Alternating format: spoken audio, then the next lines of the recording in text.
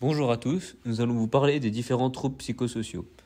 En effet, de nos jours, plusieurs risques psychosociaux provoquent des manifestations qui sont très variées, que l'on nomme troubles psychosociaux.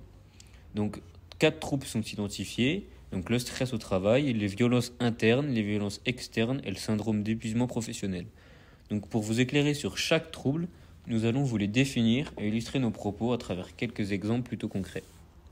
Tout d'abord, le stress au travail, c'est lorsqu'une personne ressent des difficultés à faire face aux demandes de son employeur, compte tenu des ressources qui lui sont accordées. Cela peut avoir aussi des répercussions sur la qualité de son travail, des pertes de moyens, etc. Par exemple, un manager qui abuse de son autorité avec un salarié. Ce dernier n'ose pas le prévenir de ses difficultés pour accomplir les missions demandées. Comme deuxième trouble, nous avons les violences internes.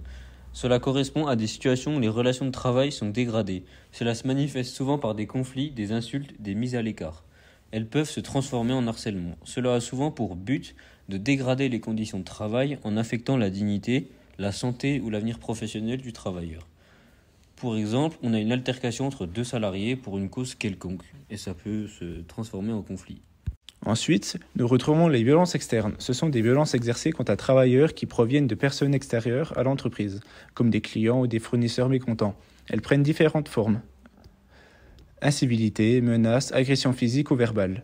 On peut prendre l'exemple d'un livreur qui arrive chez un client avec du retard et que ce dernier n'est pas satisfait et peut l'insulter. En dernier trouble, nous retrouvons le syndrome d'épuisement professionnel, aussi appelé burn-out. Il survient en cas de stress intense et prolongé, notamment chez des personnes qui se sont beaucoup investies dans leur travail. Il se manifeste cumulativement de 3 manières, par l'épuisement, par le cynisme et puis par la perte d'accomplissement au travail.